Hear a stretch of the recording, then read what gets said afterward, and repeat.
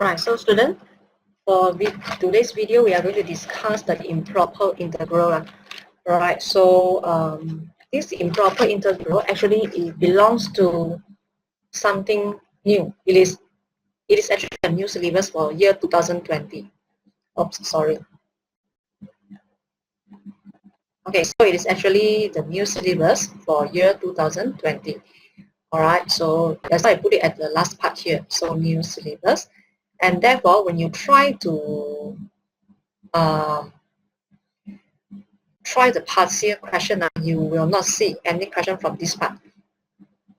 Okay, and then from what we get it from the syllabus content from internet or from CIE we actually cannot foresee also like how are they going to ask you the question, because this part actually can cover very hard to understand concept. All right, and then for what we can do now is maybe we just cover the very basic. We are going to cover only the basic integration. All right, because this integration actually involves a very deep concept. Okay, and then you might learn it in uni level, maybe year 1 or year 2 calculus. All right. Okay, so for us, I'm not going to into it, but what I want to do is that at least I want you to know how we do this kind of basic integration only that involves the improper integral. All right. Okay, so for improper integral, generally there are two types. So the first one is integral with infinite limits of integration. So infinite limits means you're having infinity in your limit. Okay, so when you do the integration like this, if you want to integrate the function fx from a to infinity, usually we will not write out like that. We will actually substitute the infinity with b, and then we write it out by using another symbol, that is lim, which is limit. So they are talking about the limit of b is going to be infinity. All right, so why I cannot straight away write out this one in the integration? You can write this out, but if you write it out like this, when you want to do the integration, right, you are having limit of infinity and a, right? Okay, so maybe when you substitute the value, you might have something like 1 over 2, then alpha, sigma, infinity, then minus 1 over 2a. Okay, so this step is not allowed. All right, it is actually something, it is not allowed for us to write out this kind of steps in the exam. All right, because it is not a proper way to write out. All right, therefore we have to write out in this form. Okay, all right, so that's why we will substitute the limit here, this infinity limit, by using a letter b, and after that we write out limit of b is going to be infinity. Okay, all right, so this is a special symbol to avoid this. So don't write this kind of step in the solution for me in the exam. All right, so this is the very first type of improper integrations that we have. Okay, so that means when you are having infinity limit in your integration, then generally it is belongs to part of improper integral. Okay, and then if you look at our notes here, you'll see that there are a lot of words that you don't know, like what is continuous, what is fx is defined. All right, so all this you don't need to bother about it. You just need to know how to apply the integration will do. All right, so all these are the concept that you need to know only in higher level. All right, and then I don't think that you can explain it in a 1 or 2 sentences. It is really a very wide knowledge. All right, for this one, I'm not going to discuss with you what are all this about. All right, so I will just only tell you, okay, for improper integration, again, the first type is you will see the infinity in your limit of your integration. All right, okay, so the same thing happen. The infinity can appear on the upper limit, can appear also in the lower limit. So the same thing happen. So if let's say it's the lower limit, you substitute by using the a, and then you write out a special symbol here. Limit of a is going to be negative infinity. Okay, all right. So now let us discuss some example and see how can we do it properly. All right, so for improper integration, if you want to understand the concept, it's very hard. But if you just want to apply it to do the basic integration, that actually is quite simple.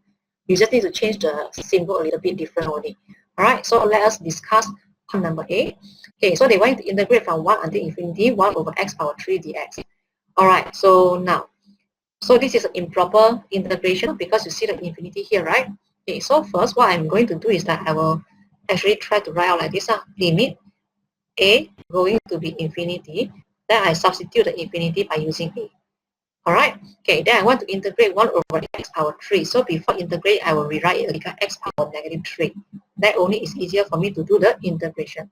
Okay, then after that, you just copy the symbol from the previous step.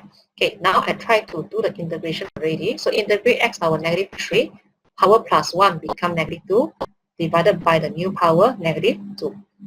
And then I'm having a and 1. Alright, so if you rewrite it in a better way, then what am I having here is I'm having limit a to infinity. Okay, so I'm having 1 over negative 2x squared. Then a and 1. Alright, okay, so now you try to substitute the value a. So what is the value a that you have here?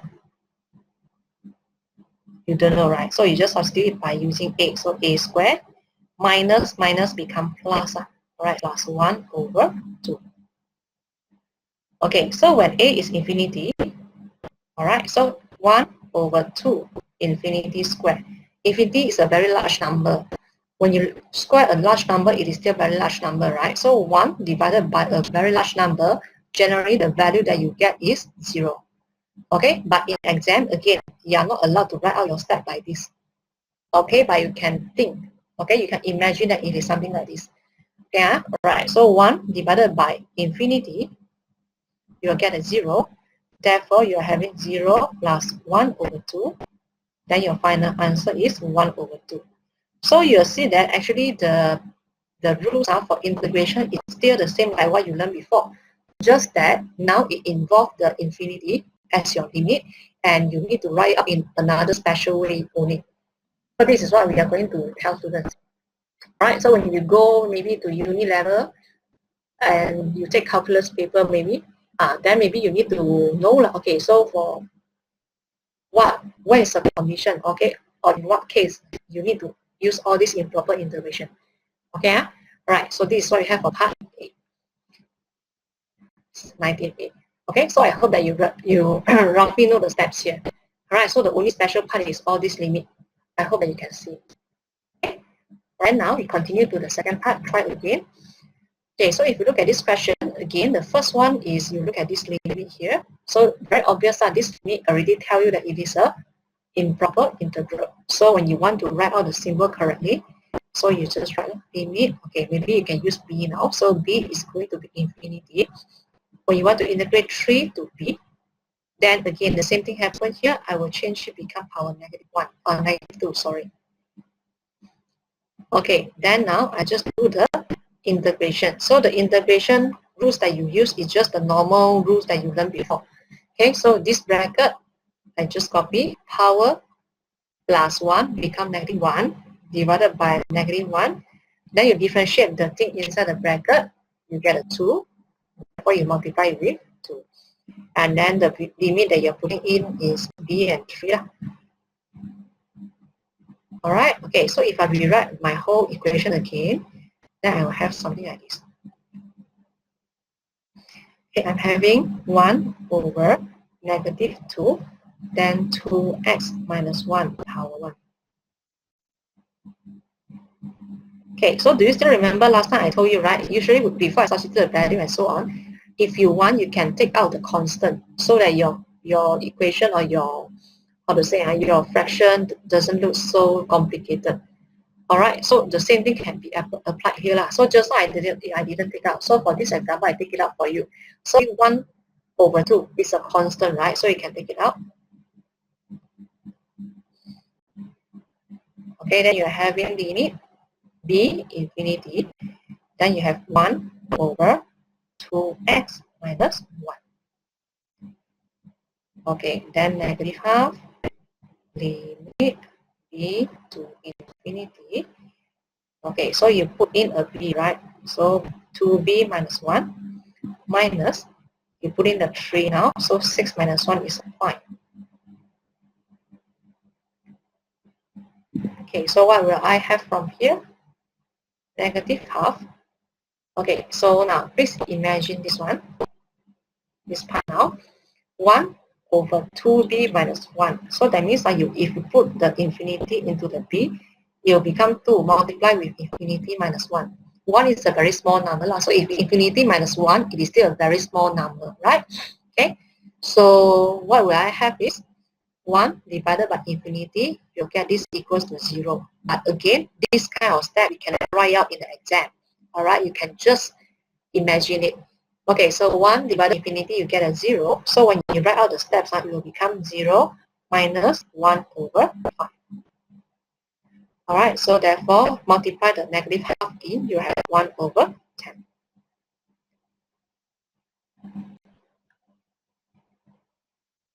Okay, so I hope that you can understand.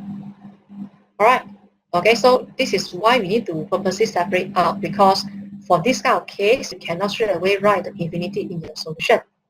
Okay, therefore, you need to put in a special symbol like this. Okay, so this is why we have a part number 2. Okay, then continue to part number C. Okay, so part number C is a bit different from the previous two examples. Now they are having the negative infinity. Alright, okay, so again, once you see the infinity in the limit part, it is actually belongs to improper integration. Okay, so we can stop here. Maybe for now, I'm going to put it as a C. So C is negative infinity, and then you write it is C until 0. Okay, then what do I have here? It will become 2 minus x power negative half. Okay, so first of all, start the integration by using the basic rules that you learned before. Okay, so for me, I will copy the bracket. Power plus 1 become power half. Okay, divided by the new power. Differentiate the thing inside this bracket. You have negative 1. Okay, then you substitute the 0 and C. Alright, then now, try to simplify this whole thing. I should have a negative 2 outside. I will take out the constant. Alright? Right, so I will take out the constant. Then this one I'm having square root 2 minus x, and then 0 and C. Okay, so negative 2. Then I'm having a limit C equals to negative infinity. Okay, so first I need to substitute the 0. So when I substitute the 0, I have square root 2. Minus, when I substitute the C, I'm having square root 2 minus C. Okay, alright, so now the problem is you need to think carefully. Alright, what is this value? Do you get? Will you get a 0 or you will get some other value? So we can have a look here. Okay, so you're having C, right?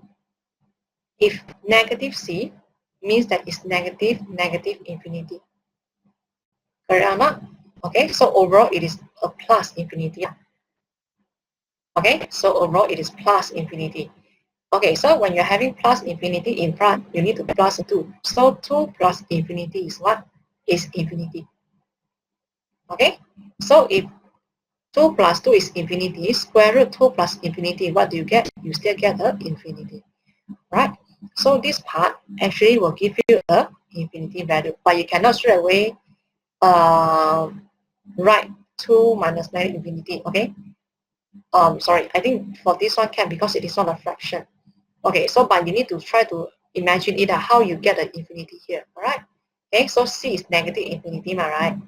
So negative infinity become positive, plus 2, it is still infinity, square root infinity is still infinity. Okay, therefore, for this part, when I write out the step, you should look something like this. Okay, it should look something like this. It will be negative 2, and then you're having square root 2. Okay, then just now is infinity, right? So minus infinity. Okay, square root 2 minus infinity. What do you get? Square root 2 is a very small number, therefore you get negative infinity. So negative 2 multiplied with negative infinity, what do you get? You get a positive infinity.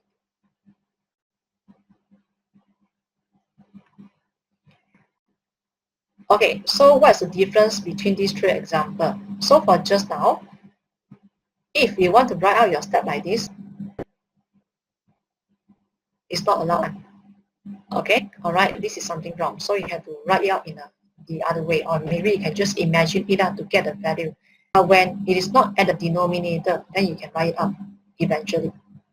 All right, okay.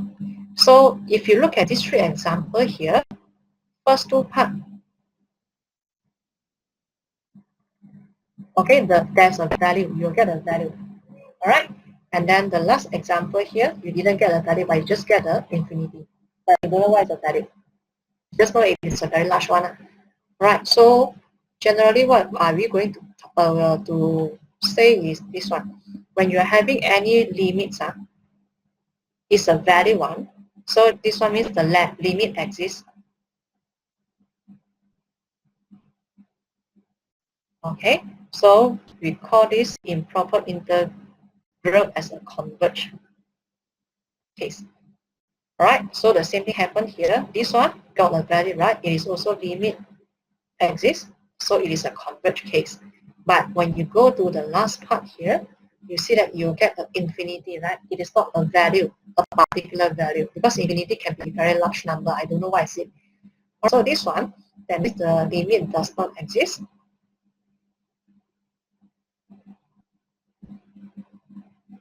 Okay, and therefore we call it as a divergent integration. All right, so I think this one I just write out in our notes, right?